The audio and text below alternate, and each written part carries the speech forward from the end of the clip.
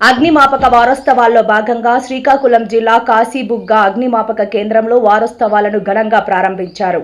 ముందుగా విధి నిర్వహణలో అసువులు బాసిన వీర జవాన్లకు అధికారులు, సిబ్బంది ఘన నివాళులు అర్పించారు. ముఖ్య అతిథిగా హాజరైన పలాస ఎమ్మెల్యే గౌతు శిరీష అమరవీరులకు పూలమాలతో ఘన నివాళులర్పిస్తూ 2 నిమిషాలు మౌనం పాటించారు. అనంతరం అగ్ని ప్రమాదం సంభవించినప్పుడు ఎలా రెస్క్యూ చేస్తారో అన్న దానిపై డిస్ప్లేలో ఉంచిన పరికరాలతో సిబ్బంది వివరించారు.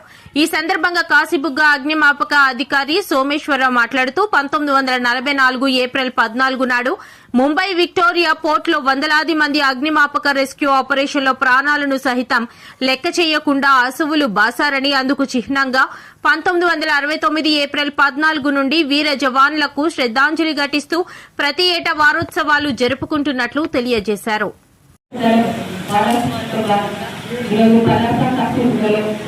ఈ అవగాహన కార్యక్రమాన్ని చేసి మొదటి రోజు మమ్మల్ని ఇక్కడికి ఆహ్వానించిన డిపార్ట్మెంట్ వారికి, ఇక్కడికి నాతో పాటు తరలివచ్చిన పలాస కాశీబుగ్గ మున్సిపాలిటీ కూడా ప్రముఖులకు, పత్రికా సోదరులకు ప్రతి ఒక్కరికి పేరు పేరున శుభాకాంక్షలు తెలుపుతున్నాను.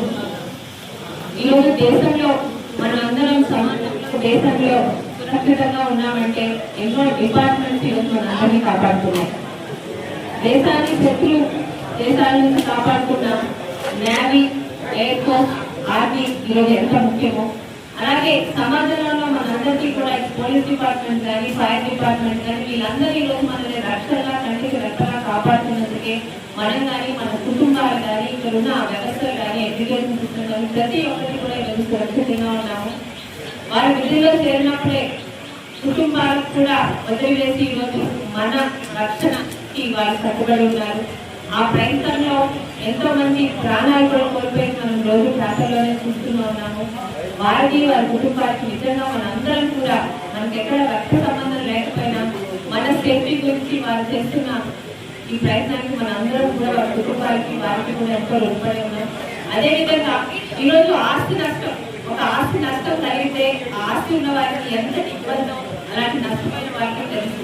ఈరోజు సమాజంలో ఎక్కడ ఆస్తి నష్టం కాకుండా ముఖ్యంగా అగ్ని ప్రమాదాల నుండి అవగాహన వారోత్సవాలు చేస్తూ ఆస్తి నష్టాన్ని ఎలా నివారించాలనేది కూడా ఈరోజు ఉద్యోగంలో భాగంగా వారందరూ సిన్సియర్గా దానికి కట్టుబడి కార్యక్రమాలు చేసిన అందరికీ అవగాహన కల్పిస్తున్నారు.